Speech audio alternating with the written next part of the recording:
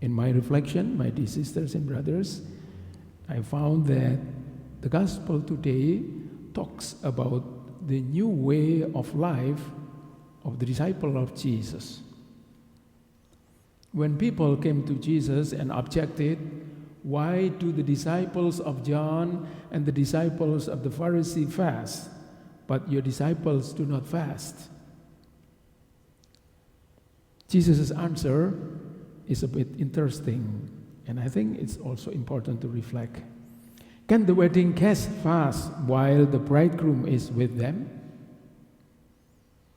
So, the presence of the bridegroom is very important for the wedding guests. How can we understand this? How can we understand the answer of Jesus?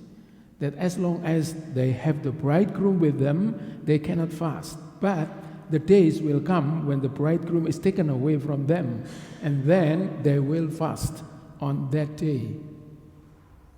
At least we can find three explanations. The first one, that his disciple fasted, of course, but not to carry out the religious law that the disciples of John the Baptist and the Pharisees obeyed, but to express their love and longing for Jesus. That's why when Jesus was with them, there was no need for them to fast.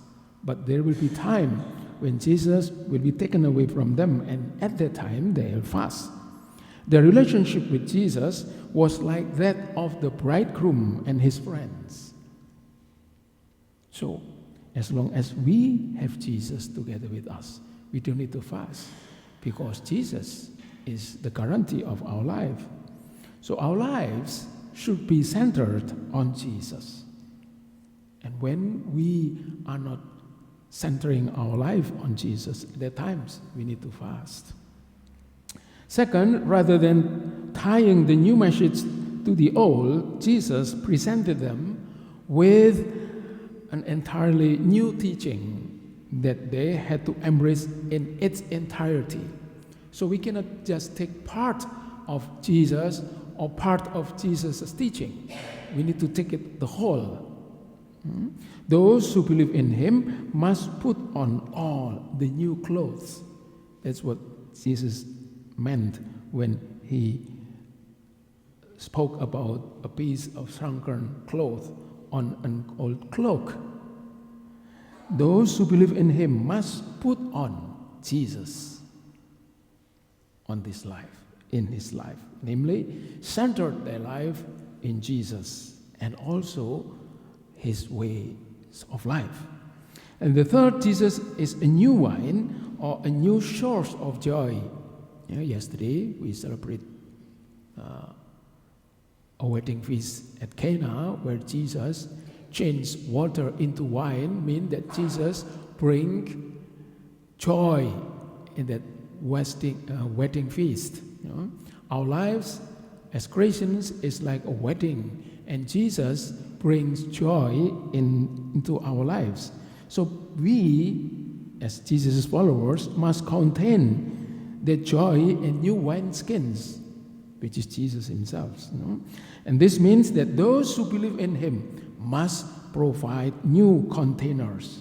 We should be Jesus' container, where we keep Jesus, we bring Jesus, we spread Jesus, and we proclaim about Jesus. And this, my dear sisters and brothers, refers to our baptism, which means immersion in the suffering and death of Jesus in order to rise together with him in the resurrection.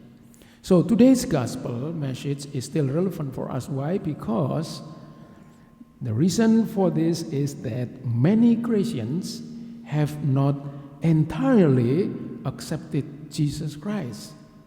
Some of them use the name Christian. They call them Christians. They use Christian name, but their lives do not yet reflect the person and life of Jesus. So this gospel reminds us of our Christian name, that by putting Christian name, we bring Jesus in our lives. And there are also many Christians who diligently carried out Christian worship, but have not let go of their old beliefs. There are so many Christians who are still practicing the ancestral traditions, which are contrary to the Christian faith. So, my dear sisters and brothers, let us learn from today's gospel that we are called to follow Jesus Christ, not only to follow part of him, but we need to embrace the whole Jesus, the whole teachings, and put it into practice in our daily lives. And I think Blessed Angelo Pauli, whom we celebrate today, he gives us a real example how to embrace Jesus entirely, fully, not only in our minds, but also in whole life. And he dedicated his life to serve Jesus, especially to the poor and the sick. And I think we still have that kind of opportunity to do the same.